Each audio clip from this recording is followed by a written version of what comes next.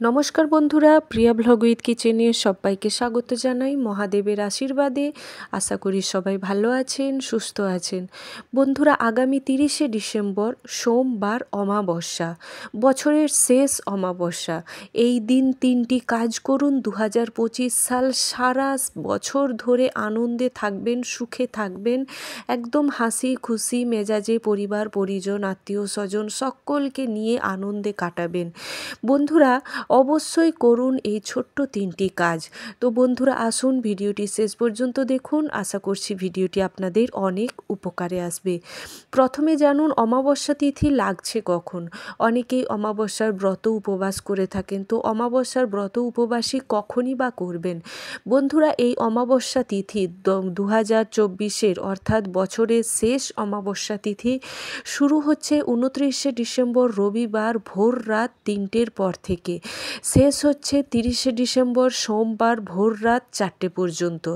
সেই কারণে সোমবার সারা দিন রাত যেহেতু অমাবস্যা তিথি থাকছে, উদয় তিথি থাকছে, সেই কারণে এই অমাবস্যাটি বছরের শেষ অমাবস্যা পালিত হচ্ছে 2024-এর 30শে ডিসেম্বর সোমবার।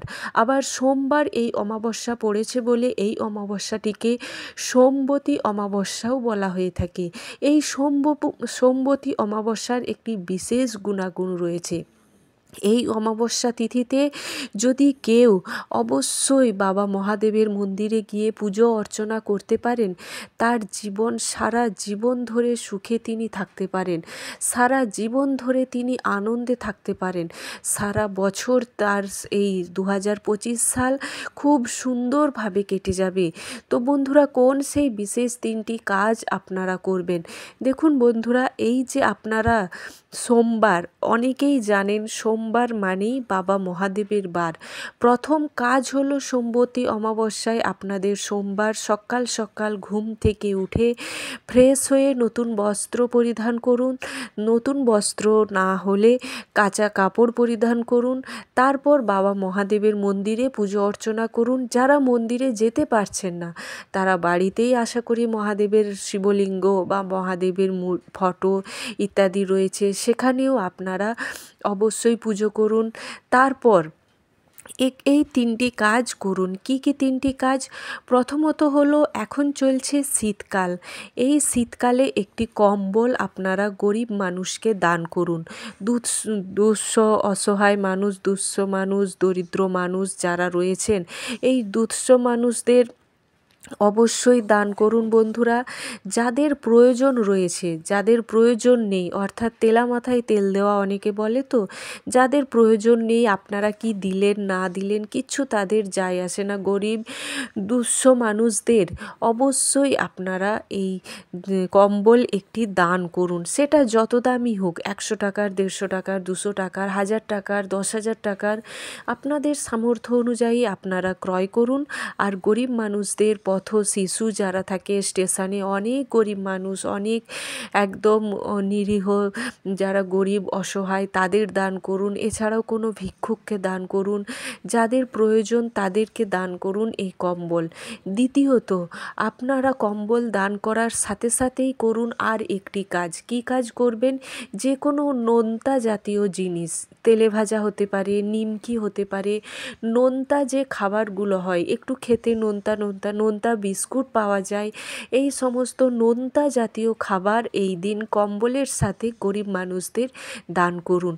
এছাড়াও আছে 3 নাম্বার যেই জিনিসটা, তা হলো বন্ধুরা, আপনারা এই ধরুন কম্বল বা বিস্কুট এই সমস্ত কেনার আপনাদের সময় হলো না, বা অনেক দেখুন অনেক কাজের মানুষ রয়েছেন যারা দোকানেও পর্যন্ত যেতে পারেন না, বিশেষ করে সোমবার ডিউটির একদম সপ্তাহের প্রথম দিন অনেকের থেকে থাকে। আগের দিন যারা কিনে রাখলেন তো ভালো, যারা ধরুন এই দুটো জিনিস কিনতেই পাচ্ছেন না, তারা আপনাদের সামর্থ্য মতো আপনারা তাদের দান করুন।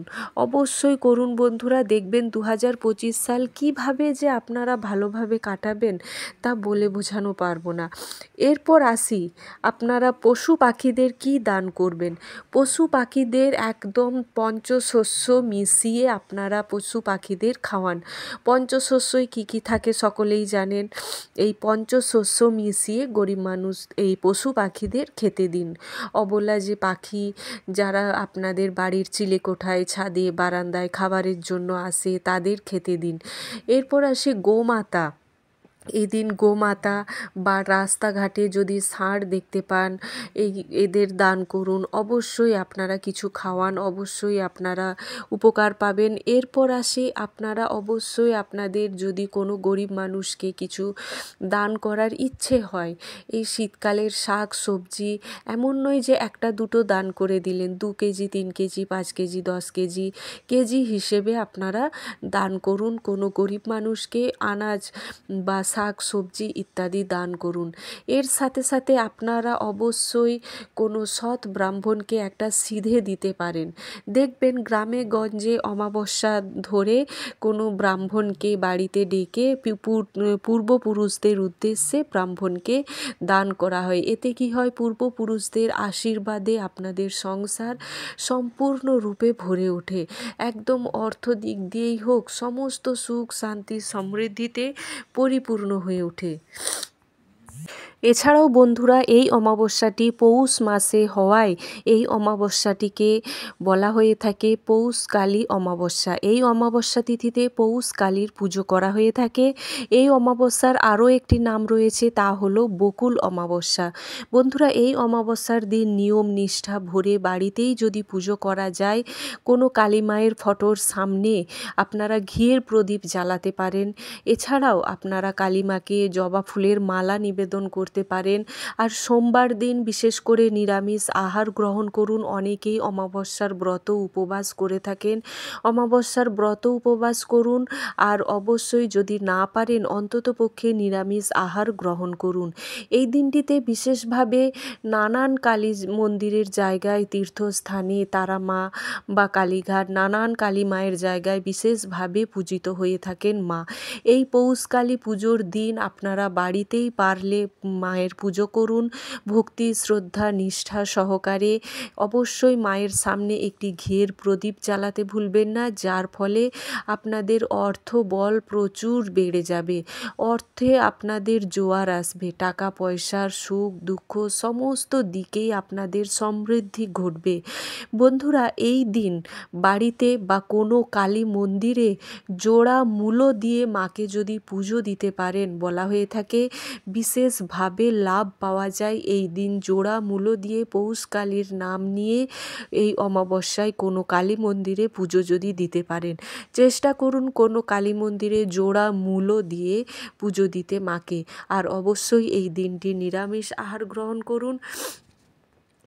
সাথে বন্ধুরা অবশ্যই আপনারা কোনো গরিব মানুষকে বা অসহায় দারিদ্র দুঃস্থ মানুষকে অবশ্যই কিছু দান করার চেষ্টা করুন।